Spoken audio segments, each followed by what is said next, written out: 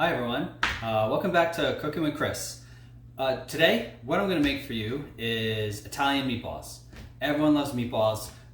It's a real simple recipe to make. I have a big pot of sauce on the stove right now, and I love to make meatballs. Put them in there, let them simmer in there for a while. So today, what I'm making is my go-to recipe for meatballs that I make all the time. So it's honestly it's really easy, and I'll show you. And you could make these ahead of time. You could put them in the freezer and then have them available whenever you want. Like I said, you could take your favorite sauce, or if you make homemade sauce, let it simmer in there for a while, and then they're ready to go. I usually make a big huge pot of sauce at a time, and then I'll kind of freeze it and portion it out so it'll last me a couple weeks or so. So here's the recipe. It's real simple. So the first thing we're gonna do, or I like to talk about, is the meat. You know, if you go to the grocery store, you'll see meatloaf mix or meatball or meatloaf mix that's right on the in the meat area. That's a great thing to use. If you want to use that, that's usually it's like half beef, half veal, half pork. So if you want to grab that, you could use that. That's real common. What I usually use, other meats so veal and pork are usually beef, obviously. Turkey, you could do this with all turkey if you want. Make it a little healthier. It's just a little more on the drier side, but still really good. You could do all turkey meatballs. So those are typically the meats that you're going to use, and whichever ones you want to use would work best for you. But what I use half beef and half turkey. That's I've tried different ones. Sometimes pork is a little bit more of a flavor in there, and I'm not a big fan of, at least when I make them at home. But when I make it home, I usually use half beef, half turkey, and not the you don't want the leanest beef, and you don't want the leanest, like 99% lean turkey. You want that ground turkey breast that you see, it's like 93% lean. So and it's cheaper too. So today I'm gonna make for you a double batch. The recipe that I go by, it's for 1 pound of meat. So all you do is just multiply all the ingredients by how many pounds of meat you're using. I'm gonna make 2 pounds, and then I'll make the meatballs. So we're gonna add the meat last. A lot of times you'll see people making meatballs, or even on the cooking shows and everything. They'll kind of just put the meat in a bowl and then add everything in there and then lightly mix with their hands. So I do it slightly different. And this is just the method that I use. So I'm gonna mix everything first before I even introduce the meat into it. So first couple things, it's really basic stuff. There's no cooking ahead of time. Sometimes you'll see people cook garlic, saute garlic or onions and put that in there. I don't do any of that. So you're gonna, for every pound of meat, you're gonna use half a cup of breadcrumbs. And so these are panko breadcrumbs, and you could use panko or you could use regular breadcrumbs. I typically, for meatballs, like panko better. And sometimes I'll also use actually just pieces of white bread. And so for every, I'd say maybe 2 slices for every half a cup of breadcrumbs. And so you'll do that, mash that up with some milk, add a little salt and pepper, mash that up, or break it into pieces, and as you mix it up, it'll kind of get dispersed in there. So that's another real common method for meatballs. But I'm using breadcrumbs, so I have a whole cup of breadcrumbs because it's half cup per pound. Same thing with Parmesan cheese. If you have a block, you can grate it fresh yourself. I usually buy the bag of freshly grated that's at the grocery store already. If you only have the kind that's in the jar, that's in like the dry area, you could use that. I wouldn't recommend it, but use what you have. But the easiest one is, it's like the nice powdery kind you buy from. It's over in the cheese section at the grocery store. So this is a whole cup of that, just right in the bowl. Let's see. Then next. Garlic. Garlic's real important. Where's my knife? Oh, here it is. Garlic's important. You gotta mince it up. So here's a trick that I do for garlic. So again, if you haven't gotten garlic from, or just used fresh garlic before, so you have that end that looks like it was connected to the garlic clove. So you're gonna slice that off, okay, easily. Slice off the end, and then just mash it, okay. And when you smash it, it's breaking it up, and it gets the skin very easy to take off. Okay, so we're gonna take the skin off, and I have one little trick for the garlic that really helps me mince it up really small and doesn't go running all over the place.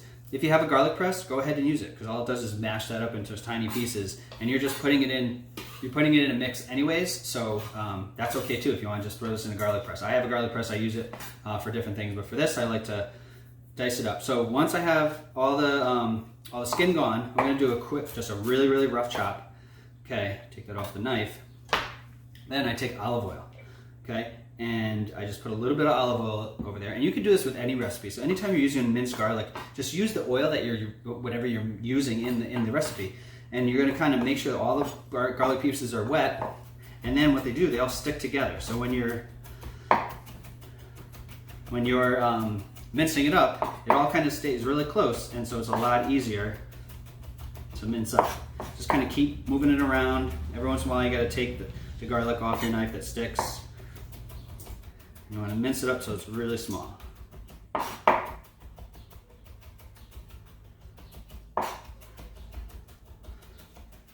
right, so that's done. We're just gonna throw that right in the bowl. Make sure you get all of it.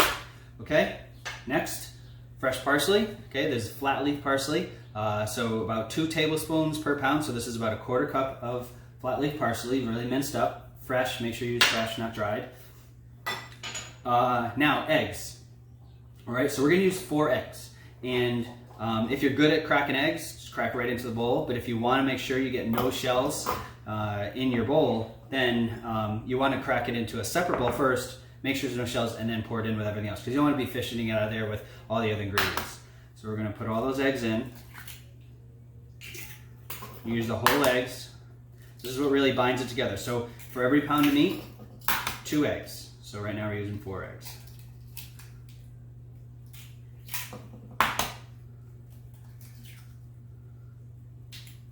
All right, any shells? Nope. Okay, going right in. Next. Just a little crushed red pepper, just kind of adds a little bit. So about an eighth of a teaspoon per pound. So I got about a 1/4 teaspoon there. And then definitely salt and pepper. Okay, so for every pound of meat is a whole teaspoon of kosher salt.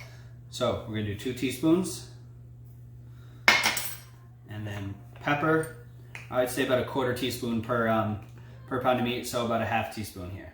Okay, don't go overboard with pepper. You wanna make sure you have plenty of salt in there, make sure it's seasoned. And then last, I just add, it helps kind of make it a little bit, I don't know, kind of helps break it down, make it a little like nicer to eat, a little better texture, and it helps retain moisture. The milk gets into the breadcrumbs and stuff. So just add about a tablespoon of milk per pound, so that's 2 tablespoons. And then with this, so now I'm gonna mix all this up together first. So everything's really mixed up and really dispersed evenly, so then when you add the meat, it's a lot easier to mix, and you get all those good ingredients. This is where all the flavor is. Yes, there's flavor in the meat. This is where the flavor of the meatball comes from, all right here. This whole pile of stuff here is you're building flavor in those meatballs. Okay. All right, now we're gonna add the meat. All right, so I have my pound of turkey, pound of beef. And you could use a spoon, you could use, notice take my ring off. You could use a spoon, you could use whatever. The best thing I found for meatballs, just use your hands. It's a little dirty, but it really does the job. So we're gonna get in there, make sure you get really well mixed. Make sure the meat is even, so you're kind of, remember you have 2 different types of meat, so you wanna make sure that every meatball has all the ingredients in there. It's all evenly mixed.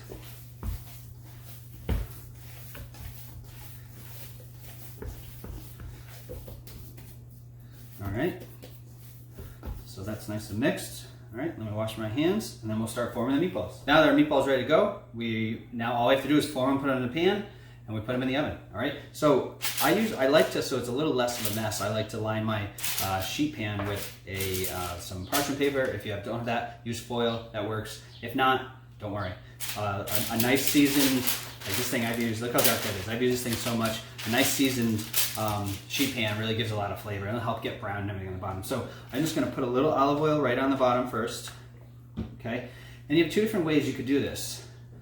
So you could either use an ice cream scoop or just use a regular spoon.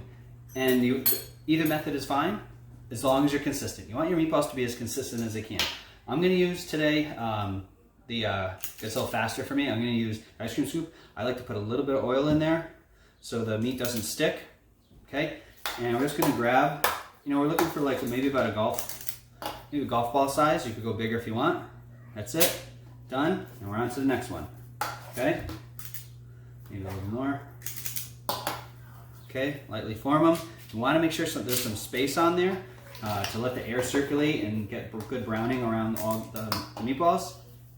Okay. You'll also see a lot of people. You could pan fry these if you want. Put in a pan with olive oil. You could do that if you want. It's a little messier. It's a little more hands-on. Takes a little more time. They do taste good. You get that brown, crispy edges. Those are really good. But you know what? I tried that. I've done it before. I bake them now just because you kind of just put it in the oven and forget about it. Okay, so I'm going to finish these up, and then these are going in the oven. Okay, now that our meatballs are all formed, we're ready to go. Okay, made however many you made. It doesn't matter. It really depends on how big you make them. Okay, you can make big ones, make smaller, and make more of them. But then the last little touch I do before I put it in the oven, I just drizzle a little bit of olive oil right over the top, just to help crisp up the outside a little bit.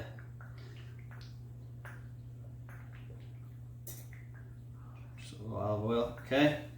I guess I don't need to brush. I was going to brush it on there, but all right. So now I have my oven set 375. I'm going to put it in about 25 to 30 minutes, and you got meatballs. And I'll show you when they're all set. Okay, so these meatballs have been in the oven for 25 minutes at 375. Look, you can see how nice and brown and the edges have gotten. They're all set to go. At this point, you could eat them. You can put them in, if you've got sauce, put them in sauce and let them simmer for a while to get even nice and moist with all that sauce and be really tasty for pasta or for something, for whatever you're gonna make. Or let them cool down a little, freeze them, have them in the freezer, and then you're ready to go whenever you need meatballs. So I'm just gonna try one real quick. I'm gonna cut right into these. It's hot.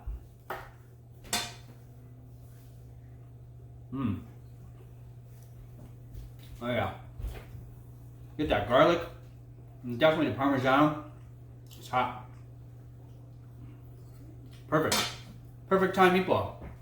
All right, I would give this a shot. It's not hard to make meatballs, and see what we can do. See you next time. Bye.